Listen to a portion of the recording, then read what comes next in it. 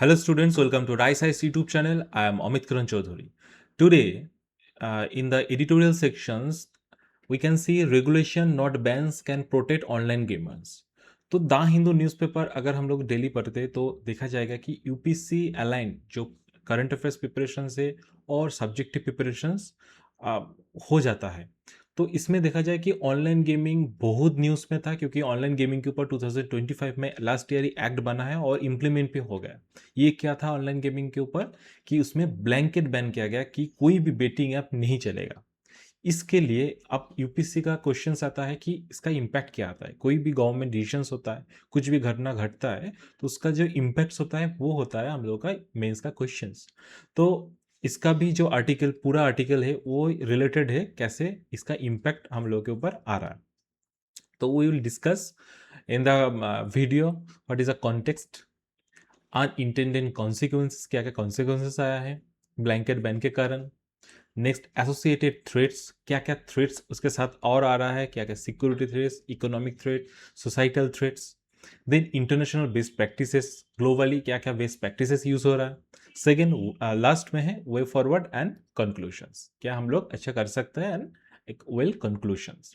तो शुरू करते हैं। देखो यहाँ पे फर्स्ट में जो कॉन्टेक्स्ट में बोला गया कि हम लोग ऑनलाइन जो गेमिंग एक्ट प्रोहिबिशंस किए वो बहुत सारा गुड गुड रीजंस था। क्या था? देखो, वल्नरेबल एंड यूथ पॉपुलेशंस जो है उसको प्रोटेक्ट करने का है। मनी लॉन्ड्रिंग और प्राइवेसी रिलेटेड जो इश्यूज है, सोशियो इकोनॉमिक साइकोलॉजिकल इश्यूज, जैसे बेटिंग ऐप में जब हार जाते हैं कोई पैसा तो सुइसाइड कर ले रहा है, तो ये सबको एड्रेस करने के लिए we bring that act. But ultimately क्या हुआ, इसका इफेक्ट क्या हुआ? इसमें जस्ट पहले ही बोल दिया कि इसका क्या हुआ कि लोग अंडरग्राउंड हो गए। लोग बेटिंग ऐप यूज़ तो कर रहे हैं लेकिन जो अनरेगुलेटेड है, जो कि बैक चैनल से आ रहा है, उससे हम लोग यूज़ कर रहे हैं। तो इसके इम्पैक्ट्स क्या क्या आ रहा है, इसका कॉन्सिक्वेंसेस क्या है, यहाँ पे बोला गया। देखो, channels for money laundering and terror fundings, ये जो हम लोग बैक चैनल के थ्रू जो वेबसाइट से इलीगल वेबसाइट यूज़ कर रहे हैं, तो वो क्या कर रहा है, अल्टीमेटली मनी लॉन्ड्रिंग को फायदा दे रहा है, टेरर फाइनेंसिंग को प्रमोट कर रहा है।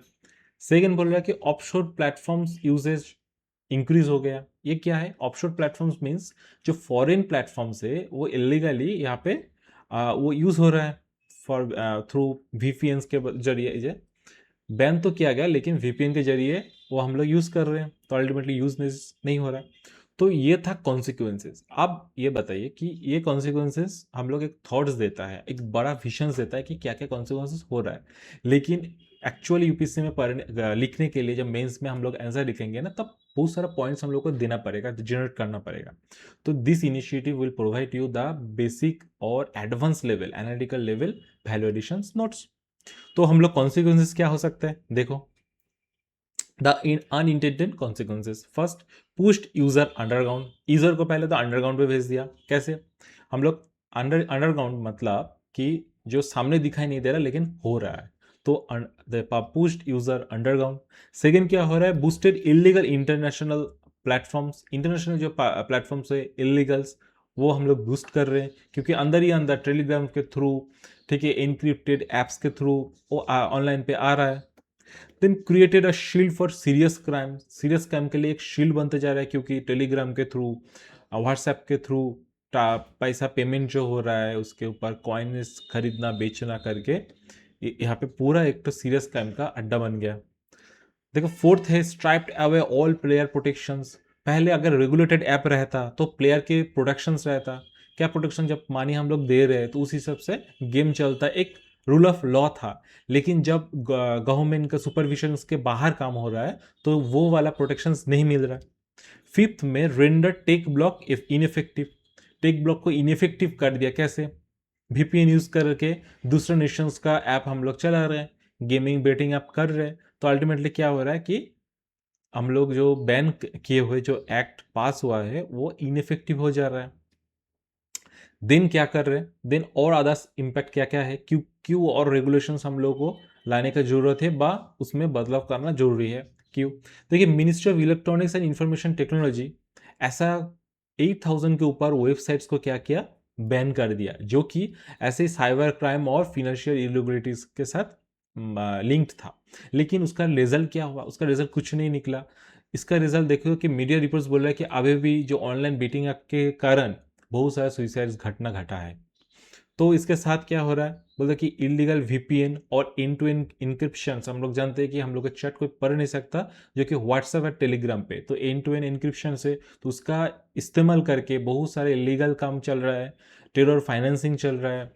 ठीक है, तो ये सब चीज़ के लिए हम लोगों को और ज़्यादा रेगुलेशंस चाहिए। तो इसका भी और साइड इम्पैक्ट भी हो रहा है। क्या क्या इम्पैक्ट हो रहा है, सुइसाइडल हो रहा है। और ये टेलीग्राम के थ्रू जो टेक्नोलॉजिकली एडवांस जो अभी सिस्टम्स आ गया, इन टू एन इंक्रिप्शंस, इसके चलते हम लोग क्या हो रहा है कि टेरर फाइनेंसिंग हो रहा है। तो इसके साथ साथ और क्या इम्पैक्ट्स है ये भी जानना पड़ेगा, क्योंकि फिर से बोल रहे कि न्यूज़पेपर पॉइंट्स उतना जनरेट नहीं करते जो यूपीएससी में हम लोग को चाहिए। तो इसीलिए ये वैल्यू एडिशन नोट्स। देखिए एसोसिएटेड थ्रेड्स और क्या क्या थ्रेड्स है, हम लोग थोड़ा उसको डिफरेंशिएट कर लेते हैं। क्या सिक्योरिटी थ्रेड्स क्या है, फाइनेंसिंग इलिसिट नेटवर्क्स हम लोग पहले डिस्कस कर चुके, rise in organise cyber fraud ये भी हम लोग डिस्कस किए। The mule account trap, mule account trap क्या है, mule account trap this is a trap कि इसमें आपका जान पहचान हो सकता है और ऐसे करके डील होगा कि आपके पास में पैसा आ जाएगा, आपके पास में कोई पैसा भेज दिया पर्सनल अकाउंट पे और आपको बोला गया कि आप 10% रख लो, बाकी पैसे दे दो। तो ऐसे करके जो अकाउंट यूज होता है, जो पहला प्राइमरी अकाउंट जिसमें पैसा आया, वो है म्यूल अकाउंट। इससे क्या थ्रेट्स होता है कि जो पहले पैसा लिया, लेने के बाद 10% रख के जो पैसा भेजा, 10 की 20% जो भी बातचीत उन लोगों के बीच होगा, तो वो जो एडमिनिस्ट्रेटिव इंस्टीट्यूशन जैसे हम लोग का इधर पे ईडीज है, ईडी है, सीबीआई, उसका रडार में आ जाता है।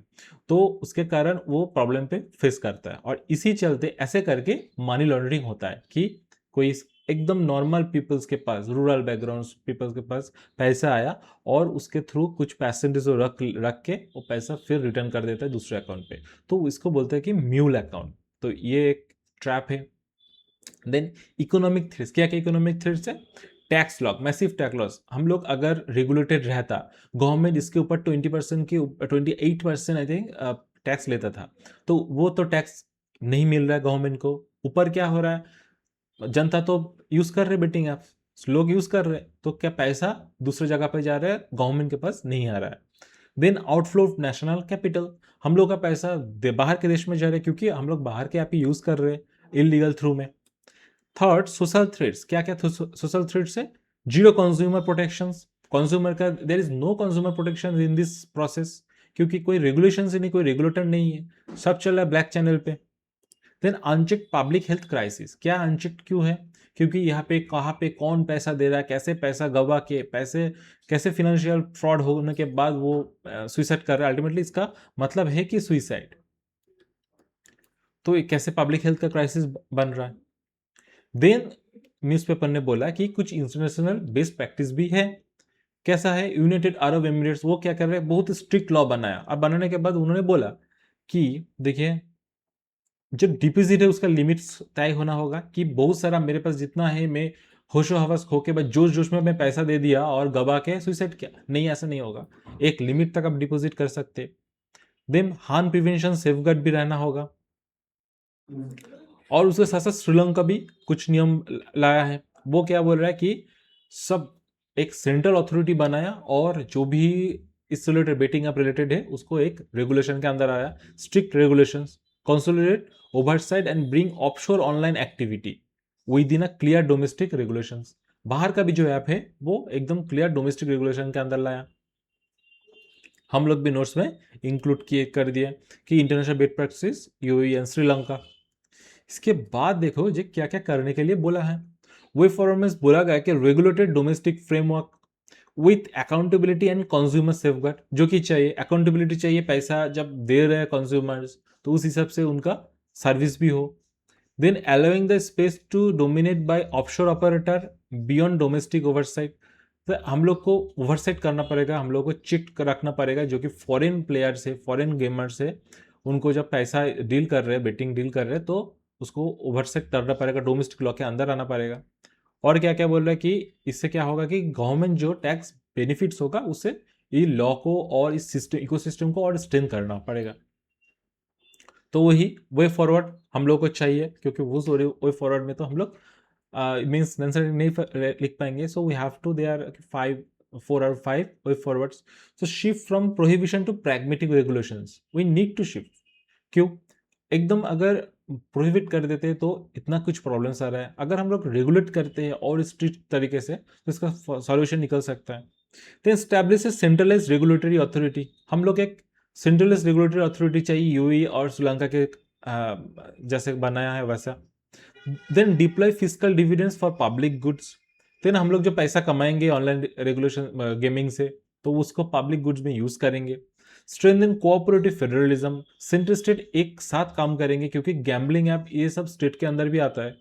तो अगर हम लोग एक साथ काम करते हैं, if we work together, so it will boost cooperative federalism. Enforce strict algorithm audit.